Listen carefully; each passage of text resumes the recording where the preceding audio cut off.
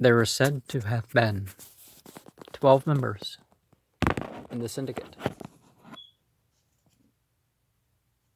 which superintended the transcription of the copies. Among them were Zayd, Sa'id, Ubay, Anas ibn Malik, Abdullah ibn Abbas, and others.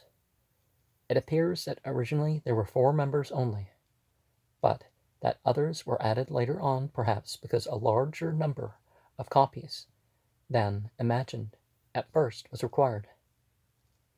Abdullah ibn Masud was the only companion noted for his knowledge of Al-Qur'an who was not included in the committee, but his exclusion was not due to any prejudice against him, but to his residence at Kufa, a considerable distance from Medina. Uthman began his work after the due consultation with the general body of the companions, and they approved of his action after its completion. According to a report, Mus'ab ibn Sa'ad said that he met many companions when Uthman gave order for the burning of all private copies of Al-Qur'an, and they were all pleased with it, and none of them took exception to it. FB, Volume 9, page 18.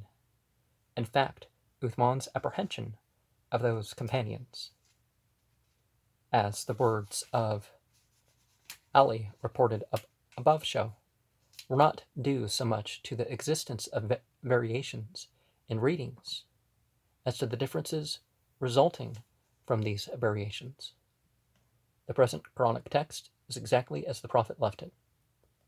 And you find out that each compilation, whether that was that one, whether some of the people who had their own copies or hundreds of years later, it's,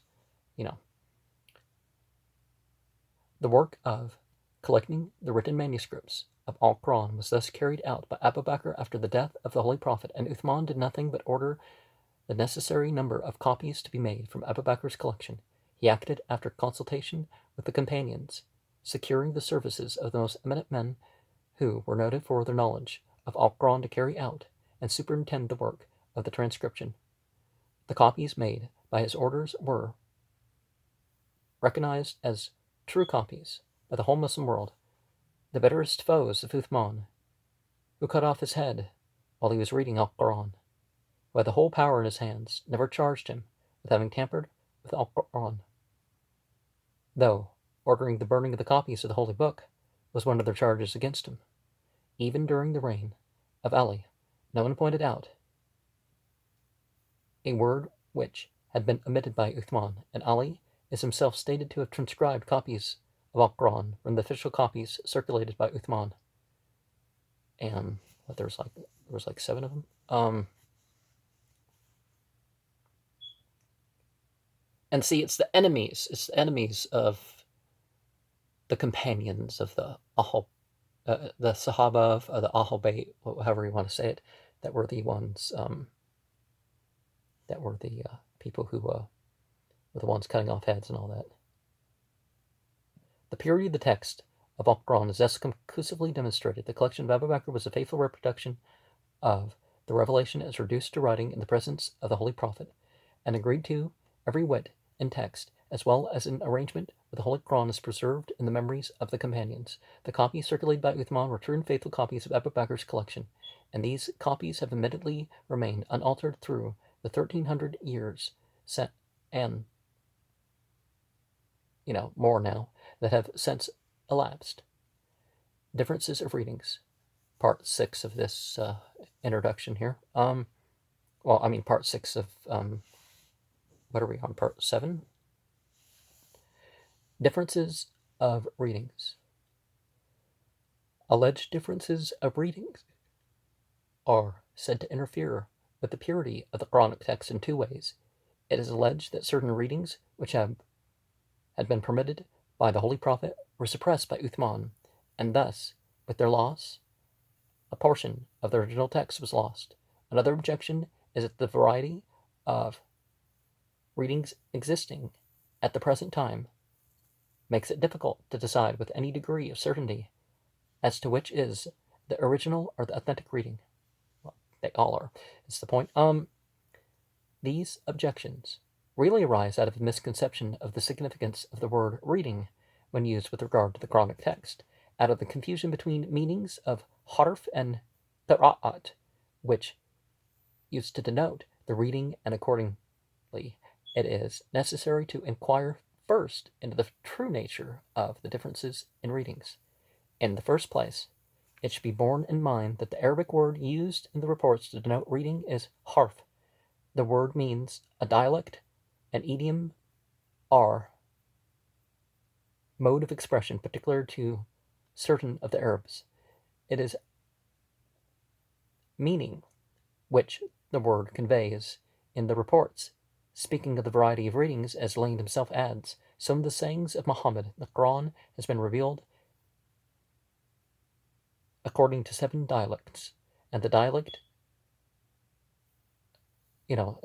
of the dialects of the Arabs.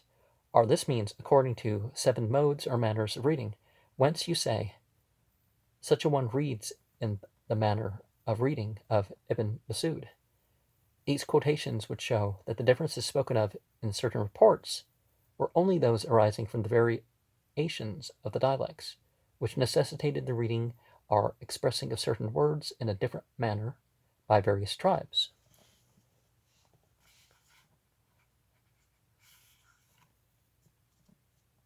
Sort of like having an official, like instead of having the Bible differ within one language version, the Quran, you had the different things said differently, but you didn't have the conflict, and you had exactly the same text being mentioned. Just potato. Hadith on differences of readings.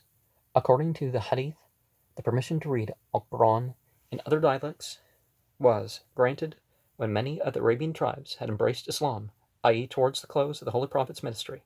Conclusive testimony on this point is afforded by Bukhari 66.5, according to which Umar was surprised by Hisham, who accepted Islam after the conquest of Mecca, reading certain words in a different manner.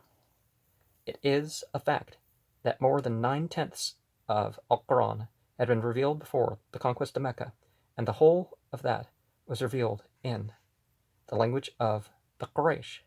The difference in the readings were only such as were naturally necessitated by the influx into Islam of unlearned tribes who spoke an idiom which was Arabic for all practical purposes, but in whose pronunciation of certain words differed slightly from the pure idiom of the Quraysh.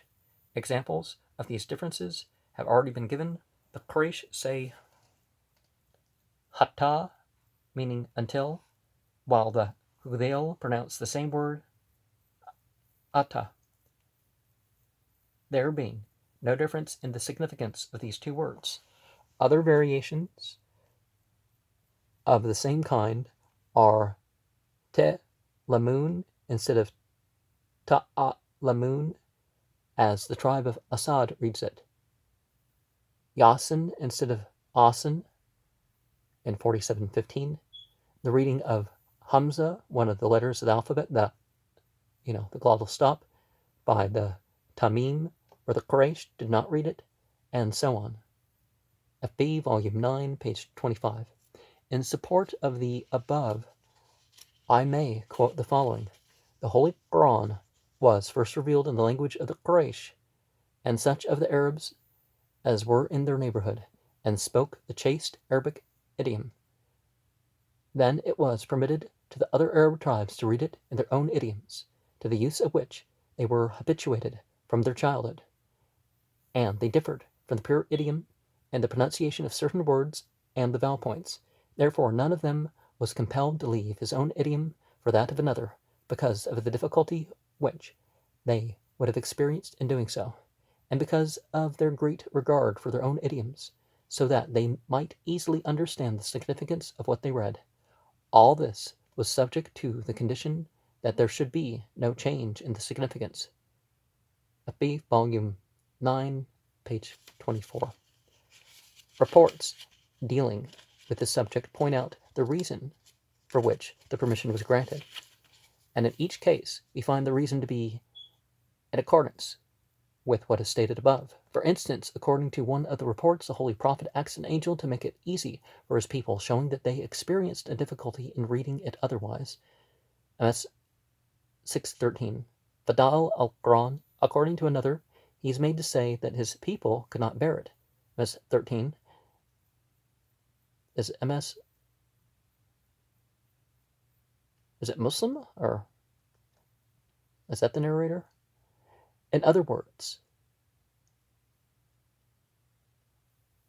all the Arab tribes could not read in one dialect. According to a third, he pleads for his people, saying that they were unlearned, and among them were the old woman and the old man, and the boy and the girl, and the man who had never learned to read a book.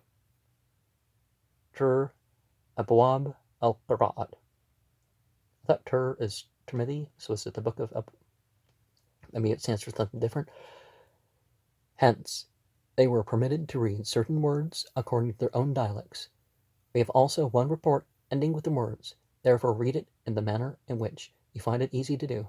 Bukhari 66:5, which shows that the permission to read Al-Quran in dialects other than that of the Quraysh was meant to afford facility to certain people.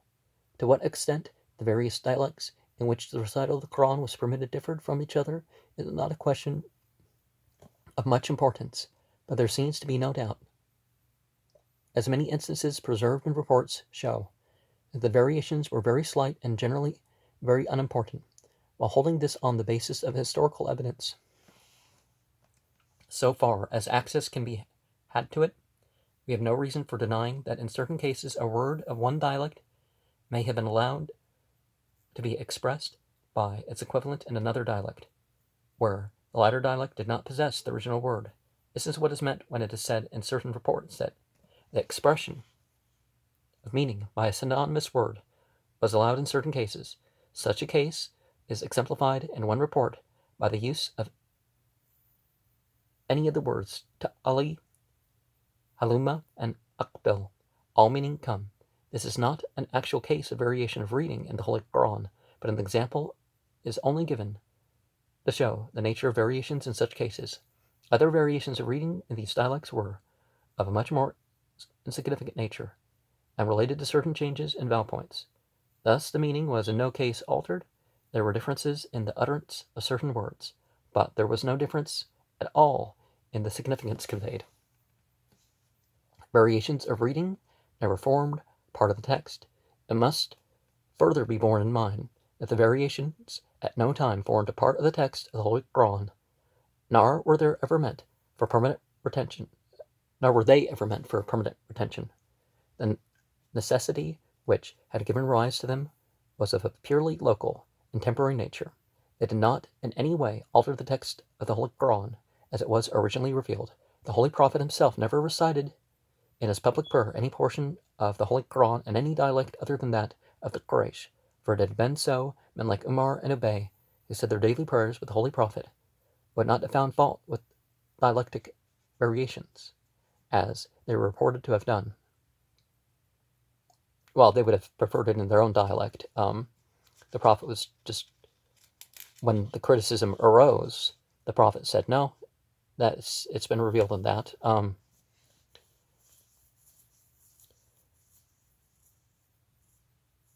The practice of the Holy Prophet therefore shows that the permission to use certain dialectic variations did not alter the original text of the Holy Quran in the slightest degree. Another evidence that the Holy Prophet intended only the dialect of the Quraysh to be retained for permanent use, and permitted the variations only for a temporary need, is to be met with in the circumstance that the writing of the Quran, even after the permission as to dialectical variations, suffered no change. No variation is met with in any copy of Al-Quran. We may now consider the second obligation. MS is Sahih Muslim. And FB, where's FB? Fath al-Bari fi Shar Sahih Bukhari Hadith by Imam Ibn Hajar Asqalani. Okay. We may now consider the second objection. It is alleged that the existence of certain readings, which are to be met with in certain hadith and commentators, makes it uncertain which is the original and the revealed text. Now, whatever may be the nature of the readings referred to above, the one consideration which settles the absolute purity of the text of the Holy Qur'an is that no different text is met with in any copy of the Holy Qur'an anywhere in the world, during all the ages and all countries. With all differences, there has been only one text. Not a single one of the alleged various readings has ever replaced any word of the current text anywhere in the Muslim world. There are Muslim countries situated farthest off from each other. There are Muslimin who have been separated from each other for long ages. There are Muslimin sects bearing the utmost enmity towards each other. Yet they have always followed the same text of the Holy Qur'an, and not a single copy can be produced without a varying text. This certainty is not due to the exercise of any temporal authority, for there has never been a single authority over the whole Muslim world. Moreover, as such authority could not or did not interfere with the recital of these readings, there is no reason to believe that it could or did interfere with the writing in the text. Therefore, if the men to whom these readings are attributed had given them the same value as the critics now give, they would certainly have introduced them into their private copies and replaced the text by those readings. But there does not exist a single copy varying from the revealed editions in the slightest degree. I have dealt with this subject in a separate book, The Collection and Arrangement of the Holy Qur'an, and for further information on the differences of the readings, as regarding certain allegations against the purity of the Quranic text, I would refer the reader to that volume. I may, however, here add that even if a certain person expressed views which were opposed to the collective testimony of all the companions, it was the collective testimony that was to be accepted. Uthman is already shown, worked with the consent of the general body of the companions, even if it be admitted, for the sake of argument, that he suppressed anything. It could not have remained hidden after him. And we see these dialectical versions written down, all of them, so of course I can't. There's supposed to be, there's some that say 10, but I can only get hold of 7. Even the men who murdered Uthman did not interfere with the circulation of Uthman's copy of the Holy Qur'an, nor did they put into circulation a different edition or new chapter or even a single new verse. Now, the Shia have 7 in their tradition. The Sunni mention 7 and 10, and so do there's narrations that say 10 among the Shia too, but they don't have passed among themselves, or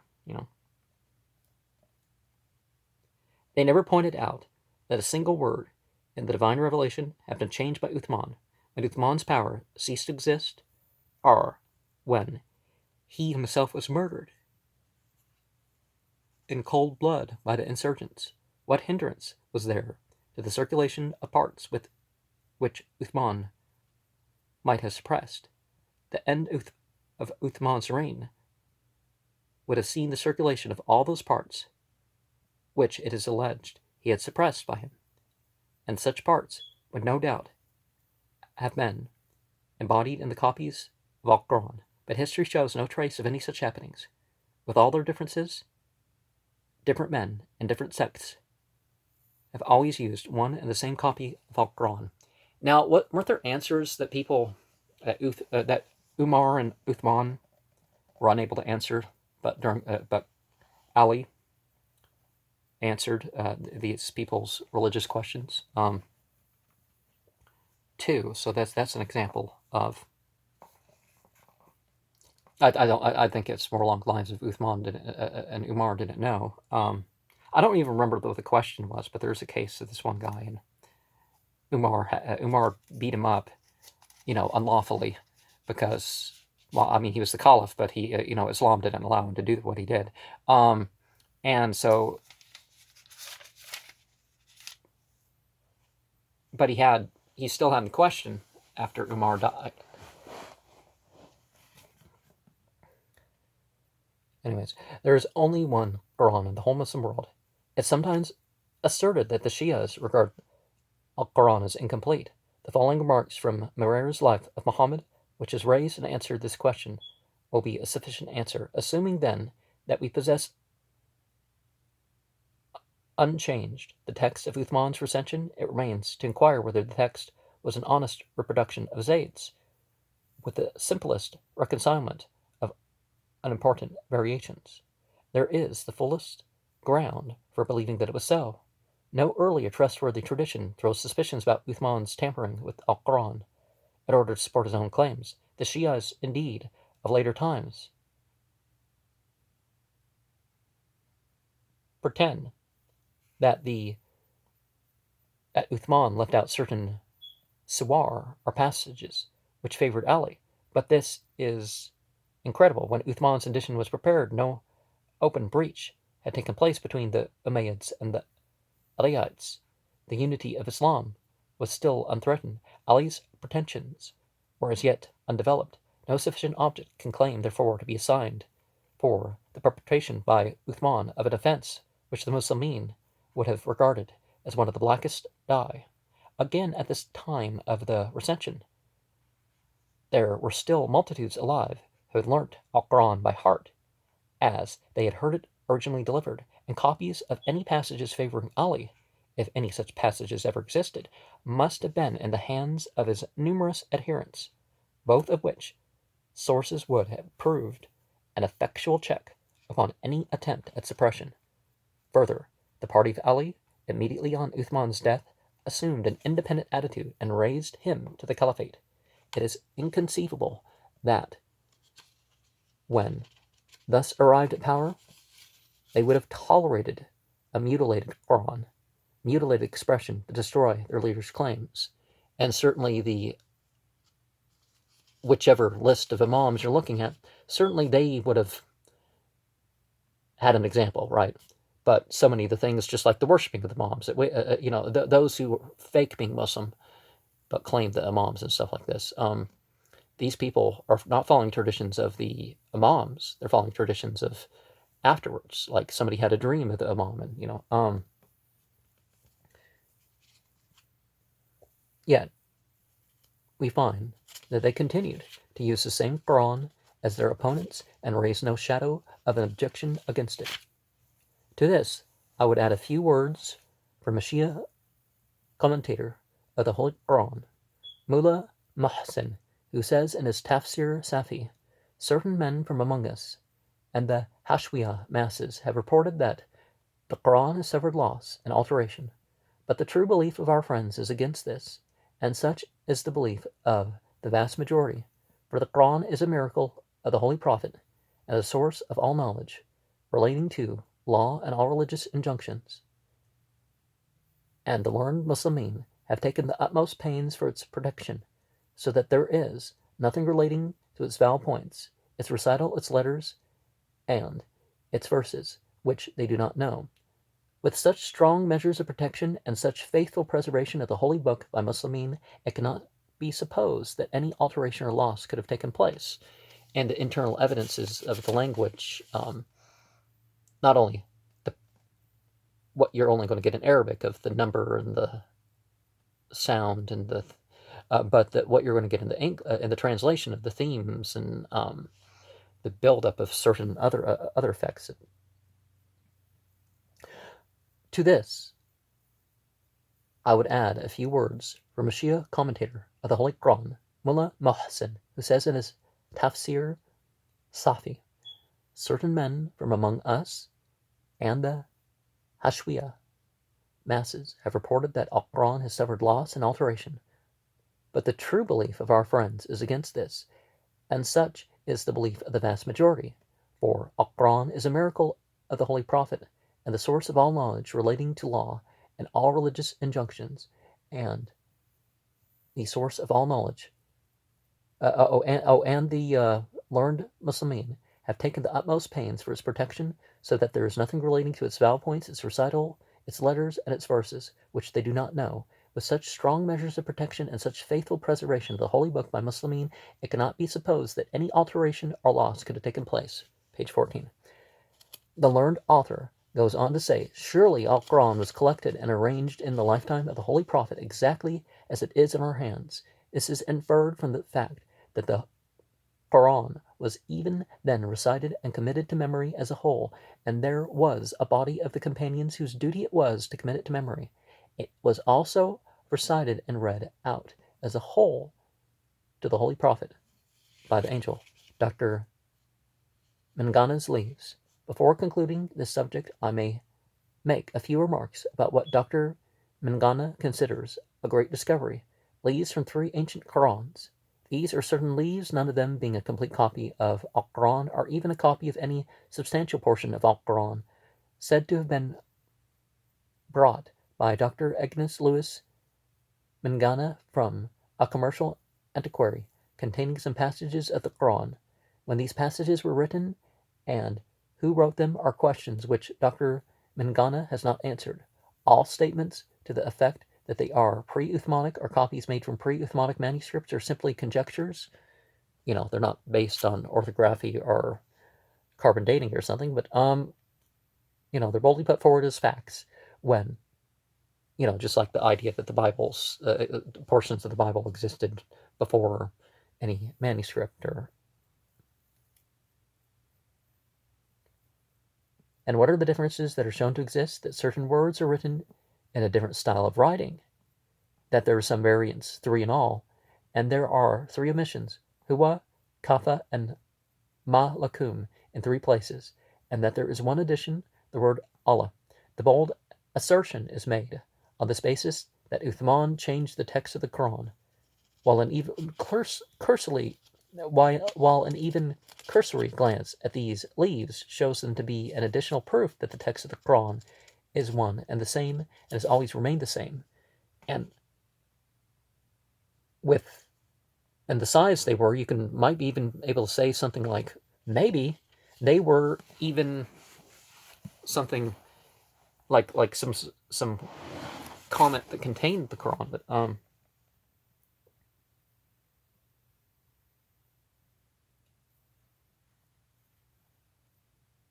for these leaves do not show the omission, addition or variation of this verse, or part of the verse, or any change in order of chapters, are in order of the verses contained in the chapter, nor do they show any verse was misplaced.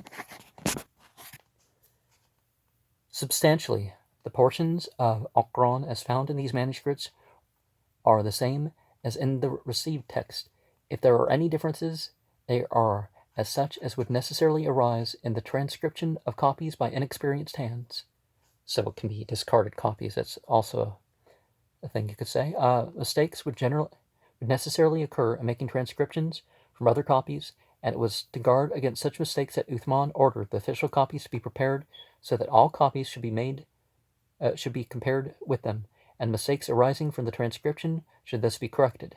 It is clear that the very few mistakes discovered in these leaves are the mistakes of transcription by inexperienced hands, as the text given by Dr. Mangana clearly shows. For instance, the reading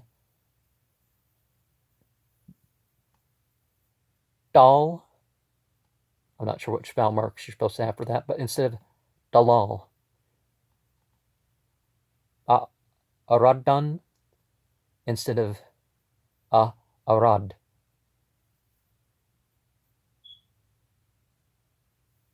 qarn instead of Quran, yamlalau instead of yanlawa, adna instead of adnana, barakna instead of barakana, and so on. These are clear mistakes, transcription, or perhaps sometimes of a vowel point or some part of a letter was obliterated by the roaming off process. It is rather amusing to find a purity of the text of the Holy Quran contested on the basis of stray leaves containing unknown and uncultured writing, once obliterated to give place to quite another writing. The alleged variations, it may be said, without entering into details, are partially due to a slip of the pen of the scribe and partly to the rubbing off of the vellum for a second writing, partly to cross impositions, and partly, perhaps, to doubtful reading on the part of Dr. Mingana. And yeah, I've heard of that argument too. And I don't think there's anything in the transcriptions and the list of authorities that we need to read off. Important points on reading